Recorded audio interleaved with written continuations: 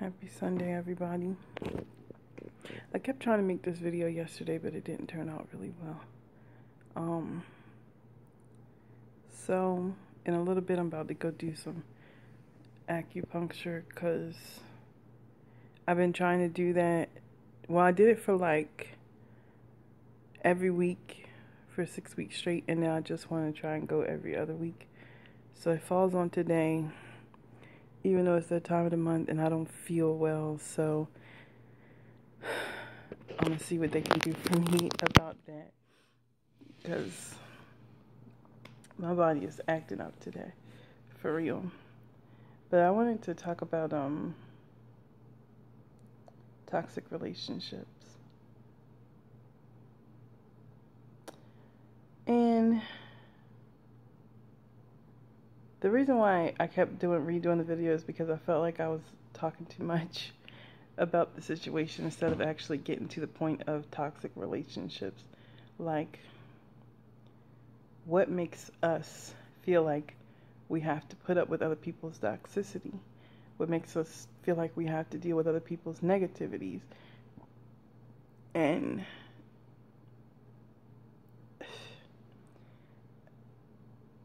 I did soul retrieval. I talked about that, but I haven't actually made a video about soul retrieval because at the time it was something very intimate, you know, what the shaman shared with me about my experience and all of that.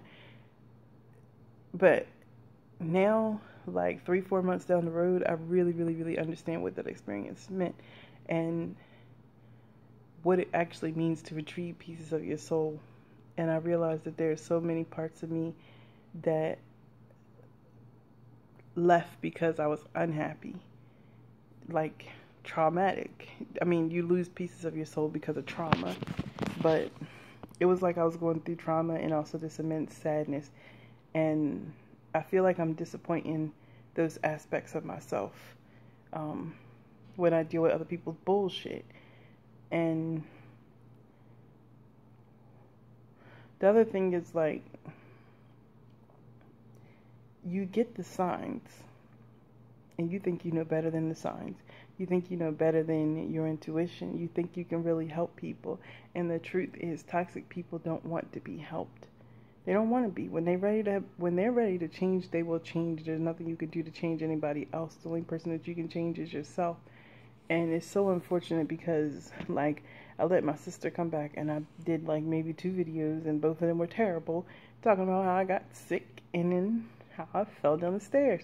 And it's just like, that's not even it. Like, just one bad luck thing after the other, after the other, after the other. And nothing is going right, no movement. And then it's like, it just started to feel like as if my arm's tired. That's what it feels like. It started to feel like as if I'm renting a room in my own house. Like, everything is just so cluttered, just so much junk. And, you know, she really never planned. I love her to death. Like, I love her, but I grew up with her. But I realized that I don't vibrate with anybody that I grew up with. Not my mom, not my dad, not my brothers, sisters, nobody. And it's like I'm really experiencing the Tower card, like, for real. Like, now I get it. I get what the Tower card is and why I keep pulling it. It really is about a shake-up of your beliefs, of what you've been taught. And, you know, and you know, the relationships and stuff around you. I was thinking, you know, people can't accept change. They can't accept you being great. They can't accept you walking in your destiny and being everything that you're meant to be. Like, I can't cry to my ancestors and say, help me with this, or why am I not rich and famous? Not that I want to be rich and famous, but you get what I mean. No, I want to be well off, though. I do. I want to be able to leave something to my children. I don't want them to struggle or suffer or anything like that, like I have. And the same answer I keep getting, like, you're born, you're sitting here with every single talent you need to not only survive, but to thrive. And the only reason I haven't thrived is because I'm too busy worrying about who else is sinking around me instead of saving myself first. And as I began to deal with those type of things, I had to tell her, you know, you got to go. And I started to feel really hurt. Actually, I still kind of do feel hurt, but I'm getting over it. I will get over it quickly, because now I have so much freedom to do what it is that I was trying to do all along. What was I about to say? I felt hurt because I feel like you're my sister. Like, you're supposed to be down for me. We're supposed to be on the same page. We're supposed to be getting and reaching our goals together. Like, one helping the other, not one dragging the other down or sucking the life out of the other one. And I feel really glad to be free, but it caused me to look at every single relationship that's toxic. Like, I have a friend that I always talk to, and when I was telling him, you know, this is bothering me that she doesn't act like she want to get a job. It's bothering me that she acts like she doesn't need to provide for her son, like it's somebody else's responsibility. And he kept saying, oh, it's your sister, just deal with it, just deal with it. And now I'm at this point where I'm just like, where are you, my friend? Like, it's not helping her, number one, for me to do everything for her. It's not helping her grow. It's not helping her become a better parent, period. And then secondly, like, it's not helping me. It's stressing me out. I don't need to be sick. I don't need to be getting worse when I'm trying to get better. I'm trying to, you know, heal my immune system. I have an autoimmune disorder. Like, I don't know. It just baffles me how somebody can see somebody else sick and basically suffering from stress, and you just come and bring more stress into their life and don't help at all. And then, like, I don't know. I'm a little pissed, but at the same time, I feel really, really sad. And I guess that's part of the territory, but I'm not going to go backwards. Like, that's the last time. I'm not going to go backwards about it at all. I release all of that toxicity out of my life. I don't owe anybody anything. You know what I mean? Like, why do we feel like we owe, like we feel like we're obligated to do something, and other people feel like they're entitled to what you work for? And I'm so sick of that, like, so sick.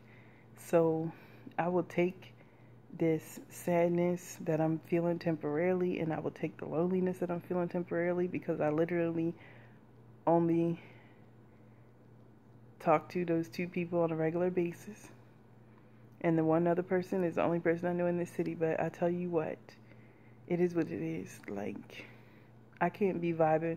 I can't be dealing with people that I'm not vibing with. Let me just put it that way.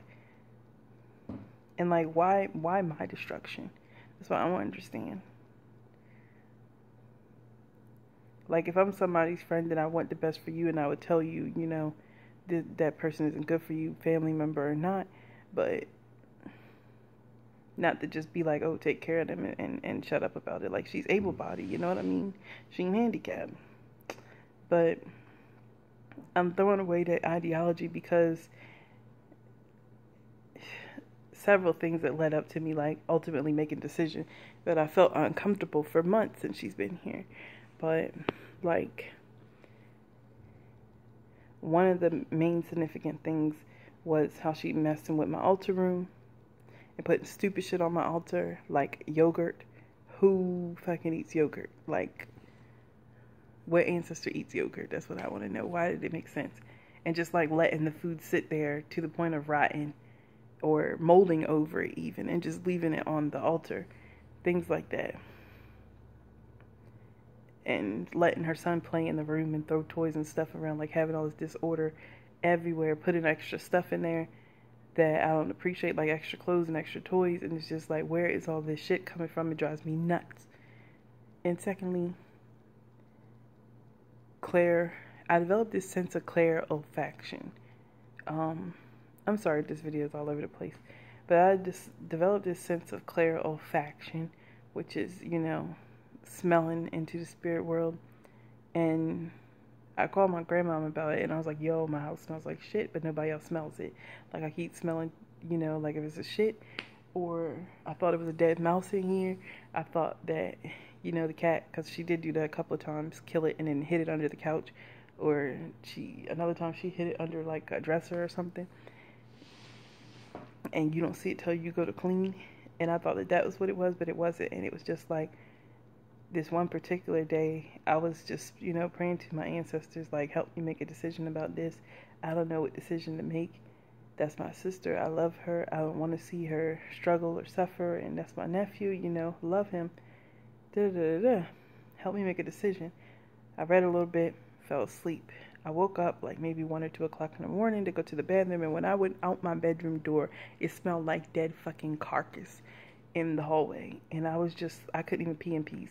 Like, I woke my sister up and my nephew up, everybody. I don't know, I probably woke the neighbors up too. But I was just like, yo, what is that smell? Now, don't tell me you don't smell this. It smells awful, like putrid. And she was just like, you're losing your mind. You're absolutely losing your mind. There's no smell in the hallway. I'm going back to bed. And I was like, you ain't going back to bed? No, you're not. I was like upset about this smell. And I couldn't sleep. And I started cleaning and lighting certain incenses and praying again, because I felt like, no, like, this isn't right. And I realized they were answering me. And then like but I didn't realize it. Now I realize it, but I didn't realize it at the time, that this was an answer to what I was praying about. Like, that nasty smell, as my grandma said, you're either smelling, I didn't say that, huh? You're either smelling evil spirits or you're smelling dead spirits, or a ghost, or someone's about to die. Things like that. You're smelling it. And so she wasn't wrong. And then after that, I had a dream where I was carrying this huge load of stuff, and it was as if my car couldn't get it. I was driving this car trying to get across this bridge, and the car just kept rolling back down. I'm like, damn, I can't get over this bridge. I'm just going to take this stuff out. I was determined. I was like, I'm going to take this stuff out and put it on my back and carry it up over this bridge. So I gathered my stuff up, and I started putting my backpack on and taking these suitcases, and I'm like, I'm getting across this bridge. And as I'm walking, this woman and her daughter comes up, and the mother's name is Anna, and the daughter's name is Lucia. And Lucia is like, derivative of the word luz, which is light. So I realized that after I woke up, like, these are, what I like to call enlightened spirit, like guardian spirits that come to give you wisdom. And that happens sometimes in my dream, especially. I pay attention to the names that they tell me, whatever their name is. And I'm talking to her, and she's like, why are you carrying so much stuff? Look at us. We just got these little light baskets. Why are you carrying so much stuff? And I was like, I got to get all of this stuff across the bridge. For who? Who do you have to get the stuff across the bridge for? And I was like, for me, my sister, my nephew. And, I might have to come back again and get the stuff for such and such person. And she was just like, and where are they at? Where are all these people? And I was like, well, they're not here. And she was like, exactly. So why are you carrying all of it? And she was like, what did she say to me? ¿Cuánto valías? And I'm like, ¿cuánto valía? Like, it's really asking a value of something. And I was just like, that doesn't make any sense. And then she was like, ¿a qué precio te pusiste? Like, what price did you put yourself at? Asking me myself. And then it was a slap in the face, because it's like, what is my self-worth? And I think I said before in another video that I was working with a mentor, and she really kept hitting on the root chakra and self-work. And I thought I got it until I got it. Like, until Lucia said to me, what price, or what did you price yourself at? Like, basically, I'm paying the price. I'm paying my health, my sanity, my sleep, my peace of mind, my, coming home and relaxing and stuff like that. I'm paying all of these prices at the expense, or excuse me, just to say that I'm helping someone else, just to say I didn't leave my sister behind, or a family member behind, or a friend behind. I'm paying these sacrifices. And that's what toxic relationship, that's what they do. Dry you up, eat you up. And it's up to you to decide your value. What do you value yourself at? What's more valuable to you? What's more important? Like, as for me, I had to say, you know what? My health is more important. Like, I was in here not getting no sleep because I've been suffering from hypersensitivity to all sound and so much more ringing in the ears. I know I'm going through upgrades. I know that, the vibration of the planet is rising. I'm going through all of that at the same time. And the smelling, even seeing orbs and auras and stuff like that I don't usually see, all of these upgrades, and I'm just going through all of this hypersensitivity. And, I can't think of who said it. Somebody said it, where they were talking about the fact that when you are a being, I don't necessarily believe in being a being of light, but when you're a medium, in a sense, when you're more spiritual, when you're, open like that, that spirits are attracted to you. And I think that no matter what, my sister will always keep trying to be like that towards me. And so will other people in my life. She's not the last one. It's just about me. The lesson in all of this was about me learning my self-worth and learning that I can help people, and I don't always have to help people. I can choose to. It's a choice. It's not an obligation. You know what I mean? It's not a debt. It's a choice. And so, I don't know, I feel like I'm making this video for somebody else. Like, I know I'm not the only one, especially as an empath.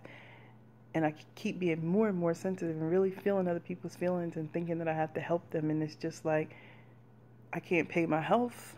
You know what I mean? I can't sacrifice my health for that. I can't sacrifice my goals, what I want to do in life, what I want to achieve. I feel really disappointed because, oh my God, what the hell am I about to... Oh, that's right, I said it's this time of the month. Sorry, but I feel really disappointed in myself because I kept setting these goals like, oh, I want to travel, I want to go here, I want to go there, I want to do different things.